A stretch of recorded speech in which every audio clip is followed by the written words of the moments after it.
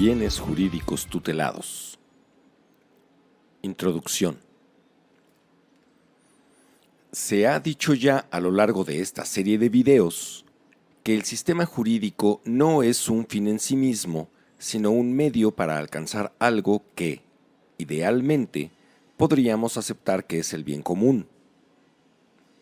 También se ha dicho que, si un sistema jurídico no tiene como finalidad lograr la realización de aquella noción, sino solo el bienestar de algún sujeto particular o de identidades particulares y no generalizadas, incluso universales, este sistema se ha fetichizado, por lo que sería de entrada un sistema jurídico corrompido.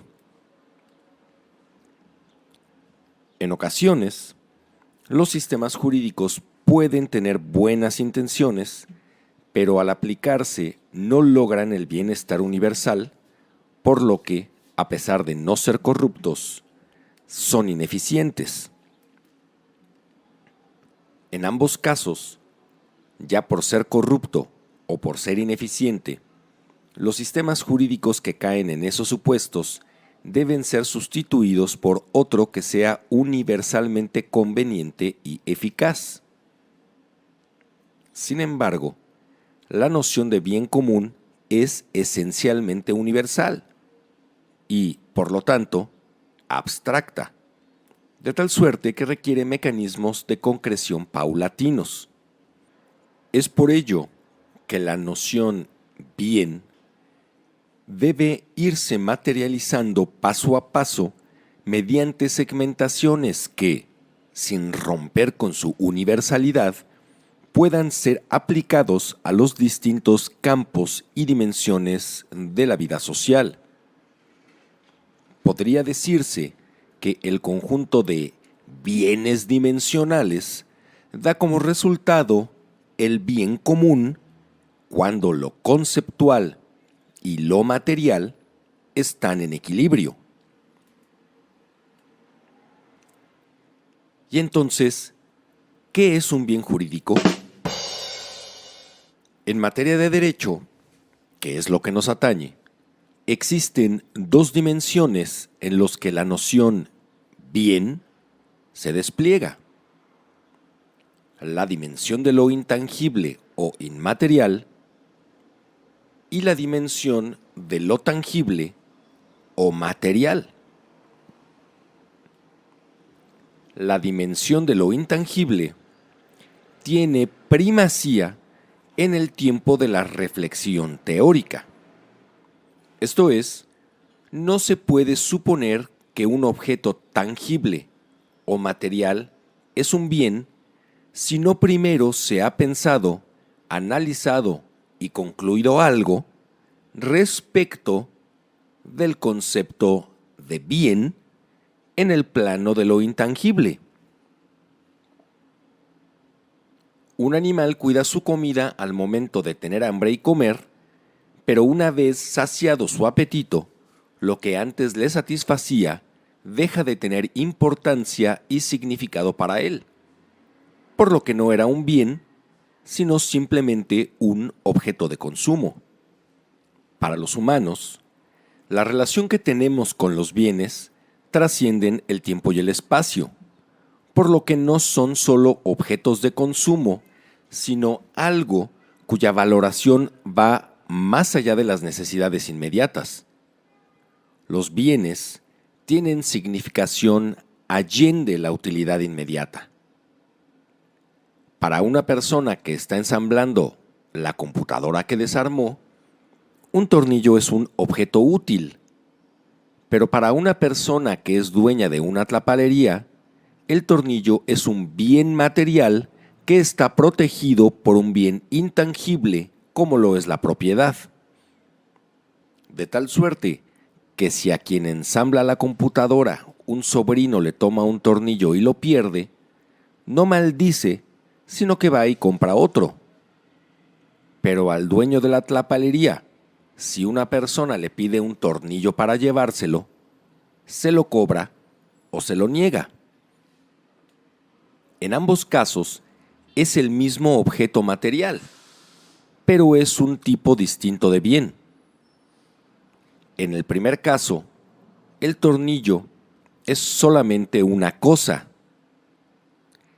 En el segundo, el tornillo es un bien intangible fundamental para el bienestar social. Es propiedad.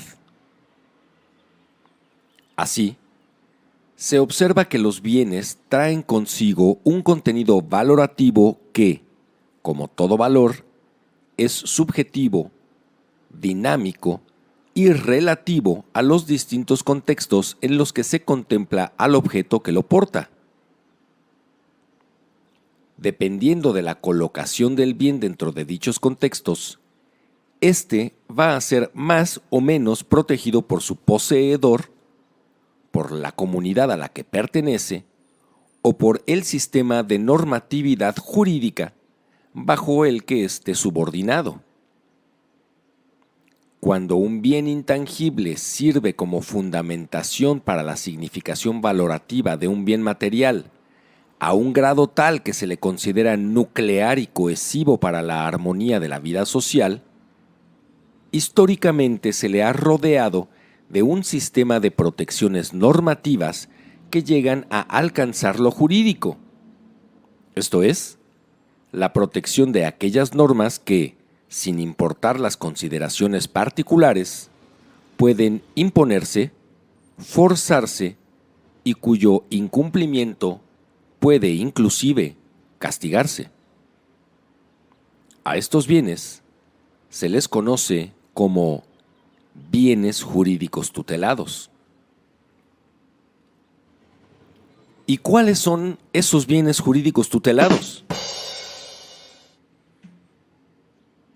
Estas nociones fundamentales se extraen con tal de analizar los ordenamientos constitucionales y los tratados internacionales. En el caso de México, podemos observar que los bienes jurídicos tutelados son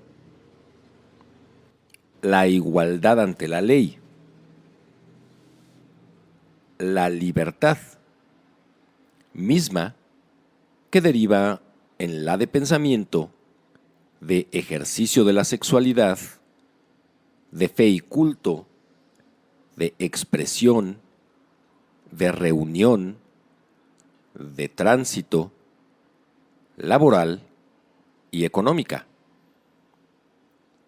La personalidad, la identidad, autonomía, autodeterminación, cultura, educación, democracia, equidad, inclusividad, reproducción humana, salud e integridad física, la vida, tanto presente como futura, privacidad personal, publicidad estatal, petición, asociación, seguridad jurídica, propiedad, voluntad, honor, seguridad económica, nacionalidad y soberanía.